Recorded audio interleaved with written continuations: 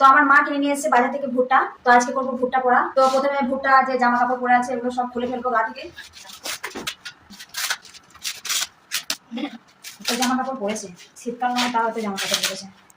দেখুন গায়ের মধ্যে কত চুল, চুলগুলোকে সব ছিঁড়ে ফেলবো। টর্চার করছে ওর ওপর। জামা কাপড় চুল সবকিছু ছিঁড়ে ফেললাম। এবার নিয়ে নিয়েছি একটা প্লেট। প্লেটের মধ্যে দিয়ে দিচ্ছি বিট লবণ আর দিয়ে দিচ্ছি ঝাল ঝাল লঙ্কা। এবার নুন আর লঙ্কা ভালো করে মিশিয়ে নিচ্ছি। এবার গ্যাস অন করে দিচ্ছি। এবার এই ভুট্টাটা ভালো করে পুড়িয়ে নেবো। দেখুন কত সুন্দর ফুটছে প্রায় ভাজার মতো। এই যে ভুট্টা পোড়ানো হয়ে গেছে আমার। এই যে নুন লঙ্কা আছে আর একটা পাতিলেবু নিয়ে নিয়েছি। এবার নুন লঙ্কা এটা হবে, নুন লঙ্কাটা নিয়ে নেবো। এবার এই ভুট্টার উপর ভালো করে এভাবে ঘষে ঘষে নুন আর লঙ্কা লেবু মিশিয়ে নিচ্ছি। বেশি বেশি করে মেশাতে হবে, তাহলে খেতে ভালো লাগবে।